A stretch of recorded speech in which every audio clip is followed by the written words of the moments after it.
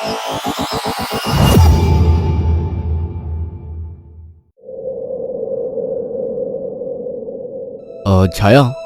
मैं कुछ दिनों के लिए दूसरे शहर जा रहा हूँ। आकाश, कुछ दिन पहले तो हम यहाँ शिफ्ट हुए हैं और तुम फिर ऐसे अकेले छोड़कर काम से जा रहे हो। अरे तो नया शहर है, घूम आया करना, और मैं कॉल करता रहूंगा। ठीक है, मैं रोकूंगी तो रुकोगे थोड़ी। तुम फिर शुरू मत हो छाया, ये मेरा काम है। ठीक है, मैं अपना सामान लगा देती हूँ, बस अपना ख्याल रखना। आकाश अगली सुबह दूसरे शहर के लिए निकल गया। अपना काम खत्म करके जब वो लौटने लगा, अचानक मौसम खराब हो गया और बारिश की वजह से रास्ता बंद हो चुका था। आकाश को मजबूरन फिर से एक दिन वहां रुकना पड़ा। अपनी बोरियत को दूर करने के लिए वो बाजार की ओर निकल आया। पास में ही छोटा बाजार लगा हुआ था। आकाश आधा बाजार घूम चुका था, तभी वहीं उसे एक काफी बुजुर्ग आदमी निराश बैठा दिखा।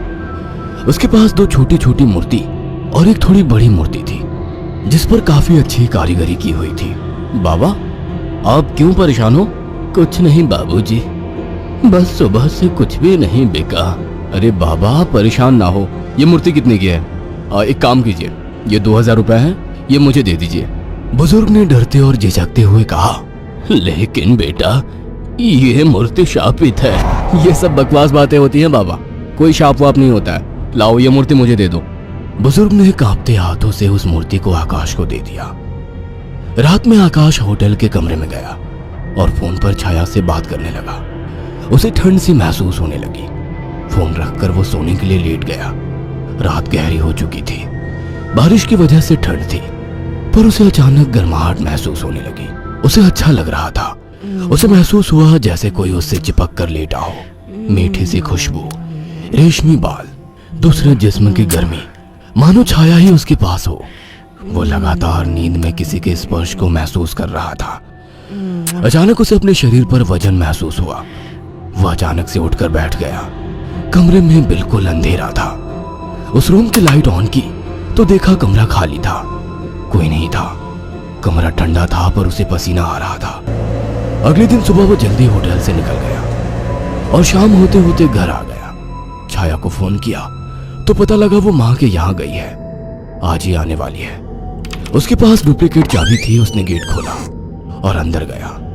थोड़ी देर बैठने के बाद नहाने चला गया। उसे बाथरूम में जाने के बाद ऐसा लगा बाहर कोई है।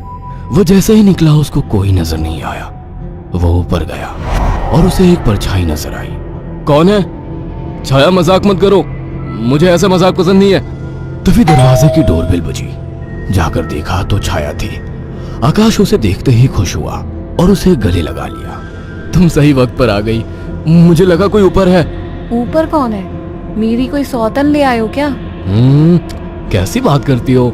अच्छा छोड़ो, मैं कुछ खाने का बना लूं, फिर बात करते हैं। हाँ ये ठीक है, मुझे ही भूख लगी है। अच्छा ये देखो कितनी सुंदर मूर्ति है। खाने के बाद वो अपने दोनों कमरे में प्यार की बातें करते हुए अपने निजी पलों के आनंद में लीन होकर सो गए। मगर आधी रात को आकाश को वही खुशबू स्पर्श महसूस हुआ। उसे लगा छाया को आज ज्यादा ही प्यार आ रहा है और वो जो कर रही है करने दूं। छाया इस बार काफी उत्तेजित लग रही थी। आकाश को भी आनंद आ रहा था। अंधेरे में छाया ने आकाश के सारे कपड़े उतार दिए और पागलों की तरह उसके जिस्म को चूमने लगी। आकाश भी पूरी तरह से उत्तेजित हो गया था। छाया की गरम गरम सांसें आकाश को पूरी तरह से पागल बना दे रही थी और वासना का खेल चरम सीमा तक पहुंच गया। कुछ ही पलों का वासना का वेग लंबी लंबी और गहरी सांसों के बीच शांत हो गया। सुबह आकाश ने देखा छाया जाग चुकी थी। छाया चाय लेकर आकाश के पास आ गई। उठो, चाय पी लो। वह चाय के लिए उठा तो छाया बोल उठी, ये मूर्ति लेकर कब से सोने लगे तुम? अरे ये तो उस साइड में रखी थी, वहां बिस्तर में कैसे आ गई? आ गई होगी। एनीवे, चलो तैयार हो जाओ, ऑफिस जाओगे ना? लाओ इस मूर्ति को मैं रख देती हूँ। थोड़ी देर बाद छाया कमरे में सफाई करने गई। वो काम में बिजी थी पर उसे लगा जैसे मूर्ति उसे देख रही है। जैसे उसने मूर्ति की तरफ देखा, मूर्ति अपनी जगह जैसी थी वैसे ही रखी थी। छाया काम खत्म करके कमरे से निकलने को हुई तो अचानक मूर्ति गिर गई। छाया ने पलट के मूर्ति को उठाया। अचानक मूर्ति मुस्कुराई। छाया डर गई और मूर्ति हाथ से छूट गई। डरते डरते उसने मूर्ति को उठाया तो उसने देखा वो सामान्य थी। शैतान मूर्ति डराती है मुझे। ये कहकर उसने मूर्ति को अलमारी में रख दिया। काम खत्म कर छाया नहाने गई और जैसे ही उसने कपड़े उतारे और पानी का नल खोला, गर्म पानी उस पर गिरा। वो चिल्ला उठी और बिना कपड़ों के बाहर निकलकर भाग आई। उसके जिस्म पर छाले हो चुके थे। उसने आकाश को फोन किया। आकाश तुरंत चला आया और उसको अस्पताल ले गया। आकाश ने ऑफिस से कुछ दिन की छुट्टी ले ली।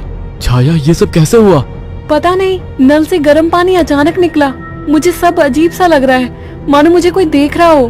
तुम आराम करो, मैं कुछ खाने को लेकर आता हूँ। छाया लेटी हुई थी। अचानक उसने ध्यान दिया, मूर्ति उसकी ही तरफ घूर रही थी।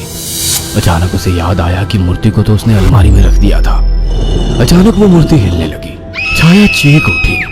आकाश दौड़ता हुआ आया। क्या हुआ? ये मूर्ति अभी खुद चली थी। तुम्हारा वहम होगा छाया। मगर रात को आकाश को फिर से चुंबन के स्पर्श महसूस हुए। वो नींद में था और चाह के आंखें नहीं खोल पा रहा था, परंतु आकाश को चुंबन के स्पर्श उत्तेजित कर रहे थे। उसके मुंह से आवाजें निकल रही थी। अचानक छाया की आंख खुल गई और उसने जो देखा वो हैरान रह गई। उसने देखा कि एक लड़की काली परछाई के रूप में आकाश के कपड़े खोल रही थी और वो देखते ही चिल्लाने लगी, आकाश, वो काली परछाई! अचानक कमरे के शीशे में चटक सी आवाज आई और शीशा टूट गया। आकाश उठकर बैठ गया। ये शीशा कैसे टूटा? और तुम चिल्लाई क्यों? आकाश, वो कोई काली आत्मा थी। मैंने अभी देखा, वो तुम्हारे साथ संबंध बना रही थी। क्या तुम्हें बिल्कुल पता नहीं लगा? कौन? क्या कह रही हो? मुझे महसूस तो हुआ, पर मुझे लगा तुम हो। पागल हो क्या? ऐसी हालत में मैं संबंध बनाने की सोचूंगी? आकाश, वो एक काली परछाई थी, पर वो एक लड़की थी। तभी मुझे कल रात को जब ये सब महसूस हुआ तो मुझे कुछ अजीब सा लगा था। मुझे ऐसा होटल में महसूस हुआ कि जैसे मेरे पास कोई तो है। और अगले दिन मैं घर आ गया था। तब से जब भी सोता हूँ ऐसा कुछ होता है। मुझे लगता था कि तुम हो। तभी अचानक दोनों का ध्यान मूर्ति पर गया। आकाश ने तुरंत उस मूर्ति को बाहर फेंक दिया। कुछ दिन बाद छाया पानी पीने के लिए उठी। अचानक उसकी नजर फिर से ड्रेसिंग टेबल पर रखी मूर्ति पर पड़ी। अचानक उस मूर्ति ने काली परछाई का रूप धारण कर लिया। छाया अचानक बेहोश हो गई। कुछ देर बाद उसकी आंखें खुली तो उसे सब सपने जैसा लग रहा था। अचानक वो किचन में चली गई। तभी वहां आकाश आ गया। अरे, पहले ठीक तो हो जाती। मैं तो ठीक हूँ। अच्छा। हाँ, आज तो मुझे एक अलग ही सुबह लग रही है। ओके, अब चलो आराम करो। मैंने तुम्हारे लिए कुछ दिन की छुट्टी ली है। अगर ऐसा है तो मुझे खूब प्यार करो। आज आकाश को छाया कुछ बदली बदली सी लग रही थी। खाने के वक्त भी छाया काफी अजीब तरीके से खा रही थी, जैसे वो बरसों से भूखी हो। छाया, क्या हुआ? आराम से खाओ। रात ठीक से खाया नहीं था ना, तो मुझे जोरों की भूख लग रही है। वैसे आज मीट बना काफी अच्छा है। गांव में अम्मा ने सिखाया था। अम्मा ने? कौन सी अम्मा ने? तुम तो कभी गांव गई ही नहीं। वो सब छोड़ो, सुनो ना, मेरा मन रोमांस का हो रहा है। तुम्हें लगता है ये सही वक्त है? प्यार करने का कोई वक्त नहीं होता। अचानक छाया आकाश से जाकर लिपट गई। उसके जिस्म को चूमने लगी। आकाश ने देखा छाया ने आज साड़ी भी अलग तरीके से बांधी थी।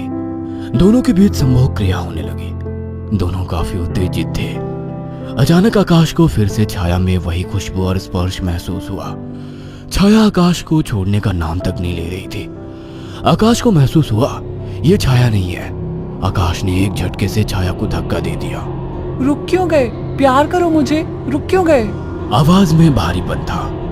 आकाश की आंखें बंद थी, पर जैसे ही उसने आंखें खोली, जिसमें छाया का था लेकिन चेहरा किसी और का था। आकाश ने कांपती आवाज में कहा, मेरी बीवी कहाँ है? छाया के चेहरे के हाव भाव बदलने लगे। उसका चेहरा सफेद और आंखें काली थी। वह गुस्से में बोली, मुझे पसंद नहीं थी वो, मार डाला उसे।